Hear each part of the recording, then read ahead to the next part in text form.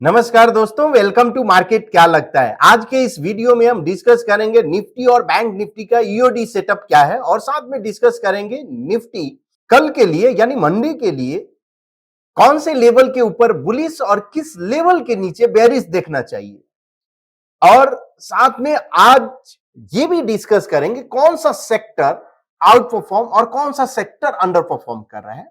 सो sector analysis, breadth analysis plus दो stock जो कि इंटरेस्टिंग दिख रहा है चार्ट पे शॉर्ट टर्म के लिए, तो वो भी हम डिस्कस करेंगे। सबसे पहले स्टार्ट करते हैं निफ्टी से।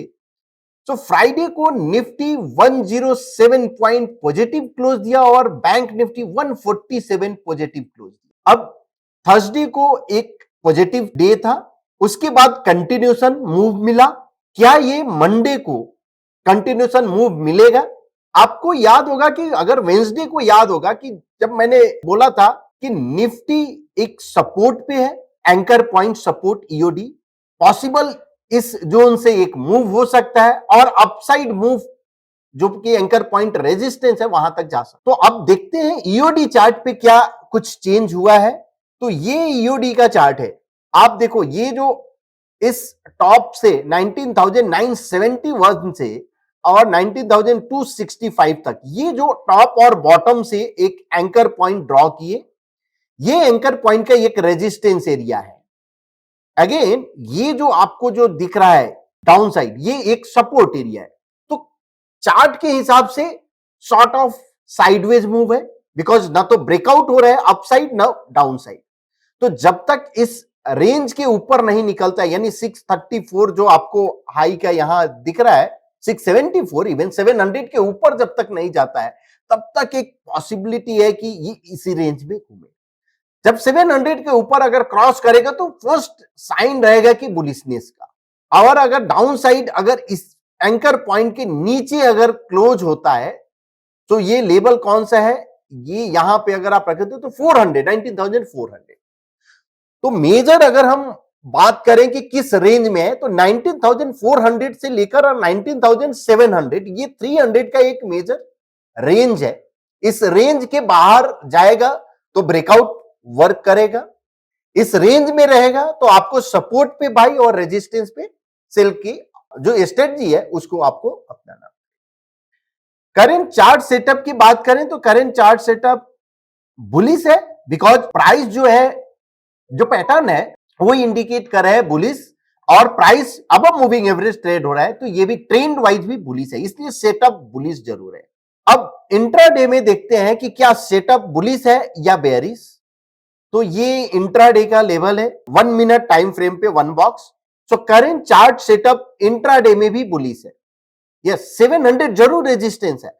तो 683 आपका करंट जो है 687 पे क्लोजिंग हुआ है फ्यूचर का।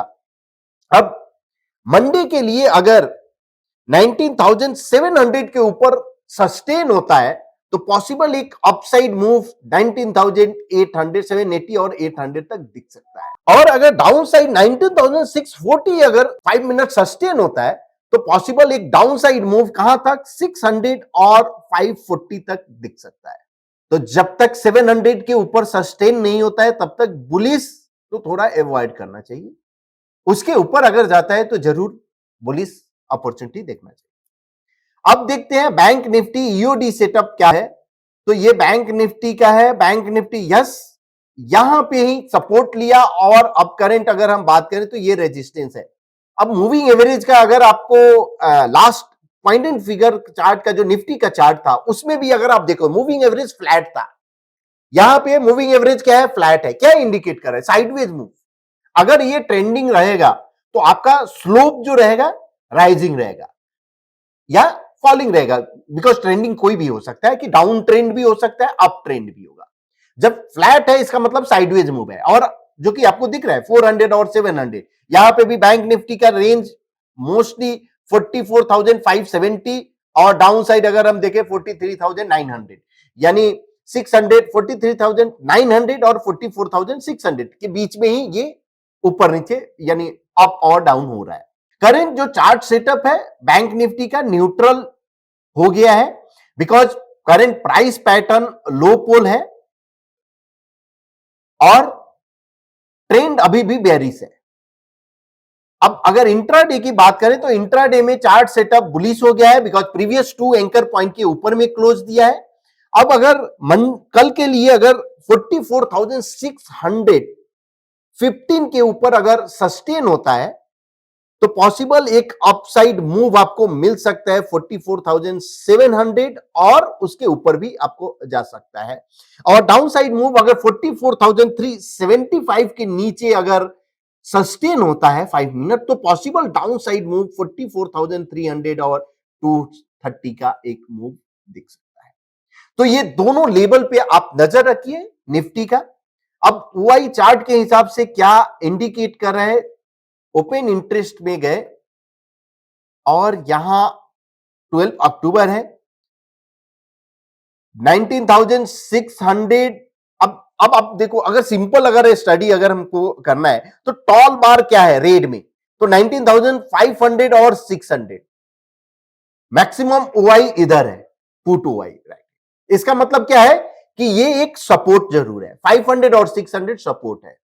अपसाइड मूव में 20,000 यानी कहीं पे भी ये कॉल में राइटिंग बहुत बड़ा राइटिंग नहीं है तो पॉसिबल है 500 600 सपोर्ट ले और यहां से एक बाउंस दे और जैसे भी ये प्रोग्रेस होगा डे उस हिसाब से जो भी चेंजेस होगा हम लोग देखते रहेंगे कि क्या है।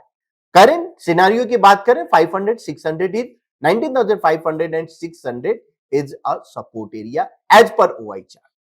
अब ऑल एसेट क्लास क्या इंडिकेट कर रहा है, यस डी स्मार्ट लाइन के जरूर नीचे है बट कॉलम ऑफ ओ में ऑल एसेट क्लास है। Gold upon Nifty 50, GS composite upon Nifty 50 and USD INR upon Nifty 50, ये तीनों all asset class under perform कर रहे हैं अगेंस्ट निफ्टी 50। अंडर परफॉर्मेंस का मतलब ये जो कॉलम ऑफ ओ में है तो ये under performance, column of x out performance, तो क्लियर अंडर परफॉर्मेंस आपको दिख रहा है और ये कंटिन्यू है। यहां यूएसडी आईएनआर ये जो लेवल है इस रेशियो के ऊपर जब तक नहीं जाता है तब तक आउट परफॉर्मेंस नहीं दिखेगा और जिस दिन ये ऑल एसेट क्लास में आउट परफॉर्मेंस स्टार्ट होगा that will be a bad sign for the equity market. जब तक अंडर परफॉर्मेंस है तब तक खुश रहो निफ्टी में, इक्विटी में, आप ब्रेकआउट ट्रेड करो, ब्रेकआउट उधर वर्क करेगा। जब भी ये आउट परफॉर्मेंस अगर स्टार्ट होगा तो that will B may be हो सकता है कि उधर फिर से एक इक्विटी में एक फॉल आपको मिले। करंट सिनेरियो की बात करें तो यस क्लियर कोई भी इंडिकेशन जरूर नहीं है बिकॉज डी स्मार्ट लाइन के नीचे जरूर है। यहां पे एक डबल टॉप बाय यानी ट्रैप फॉर्मेशन अगर होता है तो ये फर्स्ट हिंट रहेगा स्ट्रॉन्ग अप ट्रेंड में बेयर ट्रैप फॉर्मेशन निफ्टी। अब देखते हैं सेक्टर एनालिसिस। सो सेक्टर में सबसे पहले हम क्या करेंगे, डी स्कैनर में जाएंगे और डी सेक्टर रन करेंगे। यहां शॉर्ट टर्म और मीडियम टर्म दो देखेंगे। शॉर्ट टर्म इसलिए कि अगर शॉर्ट टर्म में यानी फ्राइडे को, थर्सडे को अगर आउट परफॉर्म किया है जो सेक्टर, पॉसिबल कि मंडे को, ट्यूसडे को ये सेक्टर आउट परफॉर्म करे। अब जनरली क्या होता है कि कोई आप सेक्टर अप गया, आज लेट से कि आज मंडे को आउट परफॉर्म किया, अब क्या हो सकता है कि ट्यूसडे वो अंडर परफॉर्म नहीं करेगा लेकिन बड़ा मूवमेंट कहीं नहीं दे, हो सकता है थोड़ा एक कॉलम ऑफ ओ में है, नेक्स्ट फिर से वो अप जाता है। तो आपको नजर कब रखना है, उसको उस सेक्टर पे ध्यान रखना है कि जब भी वो डबल टॉप बाई या नेक्स्ट स्विंग ब्रेकआउट अगर देता है तो उस पर आप नजर रखो। तो करंट अगर हम शॉर्ट टर्म की बात करें तो Nifty infra, Nifty realty, Nifty IT media और ये सब आउट परफॉर्मर है। फिन सर्विस, प्राइवेट बैंक और एफएमसीजी अंडर परफॉर्म। आपको रियल्टी याद होगा कि 2 दिन या 3 दिन पहले मैंने कवर किया था कि रियल्टी लुक्स गुड और उसमें डीएलएफ था, प्रेस्टीज था, लोधा, शोभा, ये सब जो स्टॉक थे ये आउट परफॉर्म कर रहे थे। डीएलएफ अभी भी आउट परफॉर्म कर रहा है और आज भी रियल्टी आउट परफॉर्मर में लिस्ट में आया है शॉर्ट टर्म में। अब अगर मीडियम टर्म अगर इसको अगर हम स्कैन करते हैं तो मीडियम टर्म में क्या है, CPSE, PSE, PSU bank, infra और रियल्टी ये आउट परफॉर्म कर रहा है। अब रियल्टी मीडियम टर्म में भी आउट परफॉर्म किया, शॉर्ट टर्म में भी आउट परफॉर्म किया है। मीडिया आपका शॉर्ट टर्म में आउट परफॉर्म किया है लेकिन मीडियम टर्म में नहीं है। अब अगर रियलिटी यहां से और अगर आउट परफॉर्म करता है तो पॉसिबल फिर से मूव मिल सकता है। तो इसलिए मुझे इस तरह से सेक्टर आपको आइडेंटिफाई, पीएसयू बैंक आप देखो काफी दिन से आउट परफॉर्म करते जा रहा है, और पीएसयू, पीएससी, सीपीएससी, ये सभी सेक्टर मैंने कितनी बार कवर किया है कि ये सब अच्छे से चल रहे हैं, और आप इसका एवरी ब्रेकआउट आप ट्रेड कैसे कर सकते हो। मल्टीपल टाइम्स मैंने पीएसयू बैंक का डिस्कस किया और वहां से काफी बढ़िया रिटर्न उसने दिया है। अब अगर मुझे डी सेक्टर टेबल में जाके देखना है तो ये क्लियर इंडिकेशन क्या है कि लास्ट 9 डेज में ये आपको लास्ट, जैसे लेटेस्ट हुआ डे 1, डे 2, डे 3, ये लास्ट 3 डेज 4 डेज में कंटिन्यूअस रियलिटी आउट परफॉर्म किया। इंफ्रा कंटिन्यूअस आउट परफॉर्म कर रहा है लास्ट 9 डेज में, 9 ट्रेडिंग सेशन में।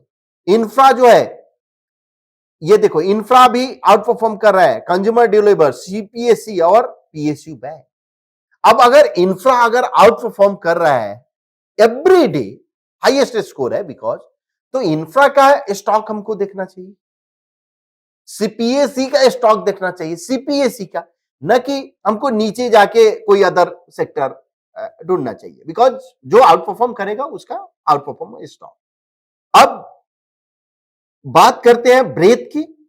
ब्रेथ में आए और breadth scanner, breadth chart plot किए, पीएनएफ X%, और यहां मैंने सिलेक्ट किया निफ्टी 500,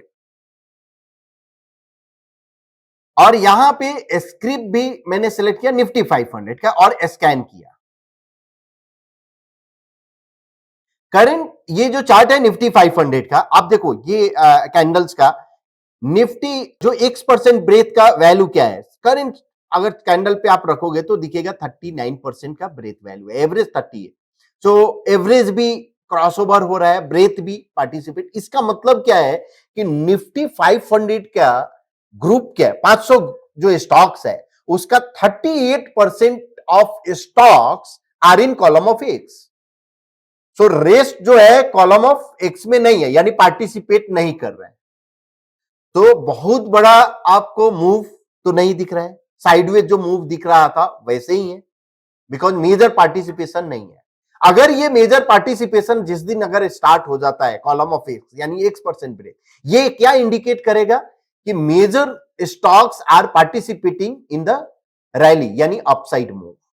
ठीक है, तो साइडवेज मूव है।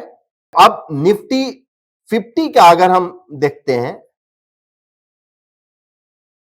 तो करंट ब्रेथ जो है निफ्टी 50 का 24% है, ऑलमोस्ट अगर आप बोल सकते हो कि बिकॉज 25 के बिलो वो एक्सट्रीम जोन होता है, तो ये न्यूट्रल जोन में अभी आने की कोशिश करे। अब वहां पे निफ्टी 500 क्या है, न्यूट्रल जोन में है। अब कोई भी अगर ब्रेकआउट अगर मिलता है वहां कोई भी ट्रेड, तो वो अपॉर्चुनिटी रहता है जहां पे पॉसिबिलिटी यानी हाई प्रोबेबिलिटी जहां पे आप बोल सकते हो कि रहता है कि इट मे वर्क। करंट जो है सिनारियो निफ्टी 50 का ब्रेथ एक्सट्रीम जोन में नहीं है, ऑलमोस्ट एट पार है, नियर टू न्यूट्रल जोन। अब अगर कंटिन्यू पार्टिसिपेशन यानी अगर कॉलम ये जो है अपसाइड जा रहा है निफ्टी 50 का और पार्टिसिपेशन भी इंक्रीज अगर होता है, तो ये इंडिकेशन रहेगा कि पॉसिबल ये फिर से एक अपसाइड मूव है। बिकॉज लास्ट 2 दिन में अगर हम बात करें तो लास्ट 20% था ब्रेथ वैल्यू और आज 24% है, बहुत ज्यादा इंप्रूवमेंट तो नहीं हुआ है। भले ही निफ्टी क्यों ना 200 पॉइंट ऊपर गया है, लेकिन ब्रेथ में बहुत ज्यादा नई पार्टिसिपेशन अभी भी नहीं आया है। तो कहीं ना कहीं ये कौशल जरूर दिखा रहा है कि अभी भी पार्टिसिपेशन नहीं है, जब आएगा तो यहां पे इंडिकेशन मिलेगा। अब ये ब्रेथ स्कैनर,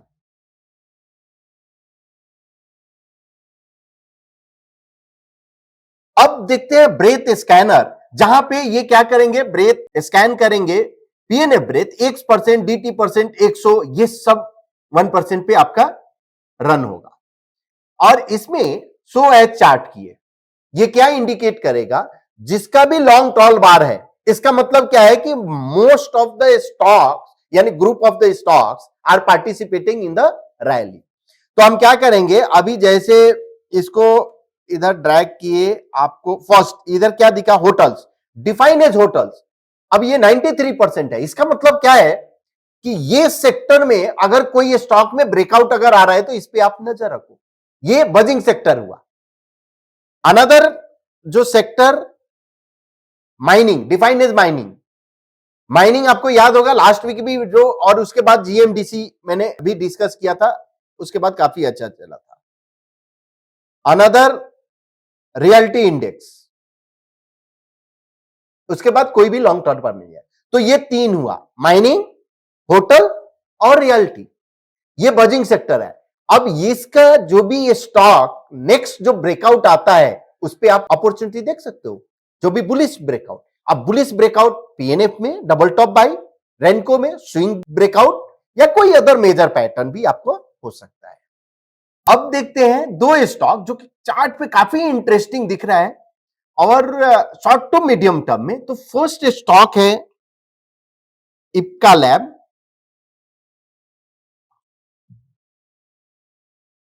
ये स्टॉक मूविंग एवरेज हम रहने देते हैं, कमेंट्री ओके करते हैं। अब आपको ये टॉप जो आपको दिख रहा है ये 2021 का टॉप है। सो 2021 से लेकर अभी तक ये below bearish 45 degree trend line trade हो रहा था। ये इंडिकेट क्या कर रहा है कि बेयरिश 45 डिग्री ट्रेंड लाइन के नीचे ट्रेड हो रहा है। It indicate that O is printing more than X. Simple. अब ओ प्रिंट हो रहा है, इसका मतलब क्या है, बेयरिश साइड है ज्यादा। अगर एक्स प्रिंट अगर होता है तो 45 डिग्री ट्रेंड लाइन के ऊपर जाएगा, मतलब बुलिशनेस रहेगा, इजंट इट। और अब ये फर्स्ट टाइम इस मेजर 45 डिग्री ट्रेंड लाइन को, जिसको मैं मेजर 45 डिग्री ट्रेंड लाइन बोलता हूं, बिकॉज माइनर इसलिए ये जो है मिनी, फिर अगर टॉप से अगर आप करोगे तो ये मेजर नहीं रहेगा। अब 2000 यानी 2 साल का कंसोलिडेशन का ब्रेकआउट है, सिंपल। इसके ऊपर उसने ब्रेकआउट दिया इस कॉलम में, नेक्स्ट फॉलो थ्रू के लिए भी ये तैयारी में है। अब फॉलो थ्रू का लेवल क्या है, तो डबल टॉप बाई जो लेवल है 936 के ऊपर अगर क्लोज होता है तो ये फर्स्ट पॉसिबिलिटी जो हो सकता है कि अपसाइड मूव आपको दिखने को मिल जाए। पैटर्न जो फेलियर लेवल है बिलो 919, तो अगर रिस्क अगर हम देखें तो बहुत बड़ा रिस्क नहीं है क्लोजिंग बेसिस पे। अपसाइड मूव पॉसिबल, जो अपसाइड मूव जा सकता है एक 969 जो कि रिसेंट है, इवन उसके ऊपर भी ये पॉसिबल है। यहां ये इस लेवल तक जा सकता है। आप हॉरिजॉन्टल अगर आपको प्लॉट करना है तो you can plot horizontal count also, जो कि 1031 तक पॉसिबल है। तो इस पे आप नजर रखिए, पॉसिबल ये एक टर्न अराउंड इसमें दिख सकता है। अनदर स्टॉक सेम ये है कृष्णा। ये 0.25% का अगर आप चार्ट देखोगे तो series of bullish anchor column, bullish anchor column क्या इंडिकेट कर रहा है, मोमेंटम इज स्ट्रॉन्ग। किस side, bullish side, because bullish anchor column है यानी कॉलम ऑफ एक्स ज्यादा प्रिंट हुआ है, मोर देन 15x एक कॉलम में ज्यादा है, तो ये इंडिकेट क्या करता है कि बुलिशनेस है। अब अगर इसका 1% का चार्ट देखो और ये जो आपका टॉप है 2021 से लेकर अभी तक इसने बेरिश 45 डिग्री ट्रेंड लाइन के नीचे ट्रेड हो रहा था। सो कंसोलिडेशन, प्राइस कंसोलिडेशन, बेरिश, उसके बाद ये फर्स्ट टाइम इसने ब्रेकआउट दिया है इस कॉलम में और फॉलो थ्रू नहीं आया। तो फॉलो थ्रू कब आएगा, इसके बाद। यहां पे जो करंट जो फॉर्मेशन है बुलिश एबीसी भी है। पैटर्न फेलियर लेवल बिलो 630 है। अपसाइड काउंट यानी कंजर्वेटिव काउंट अगर हम देखें तो 939 एक पॉसिबल है। तो इस पे भी आप नजर रख सकते हो शॉर्ट टू मीडियम टर्म में। तो ये दोनों स्टॉक ऑलमोस्ट 2 इयर्स का कंसोलिडेशन ब्रेकआउट है। होप आपको ये वीडियो पसंद आ रहा होगा। तो अगर पसंद आ रहा होगा तो क्या करना है, यस, लाइक करना है, कमेंट करना है और अपने दोस्तों के साथ शेयर करना है। बिकॉज अगर आपको बेनिफिट अगर मिल रहा है इस वीडियो से तो आप दूसरे को भी बेनिफिट पहुंचाइए। और ये तब हो सकता है जब आप फॉरवर्ड आप जितना कर सकते हो। कल फिर मिलते हैं। Thank you so much.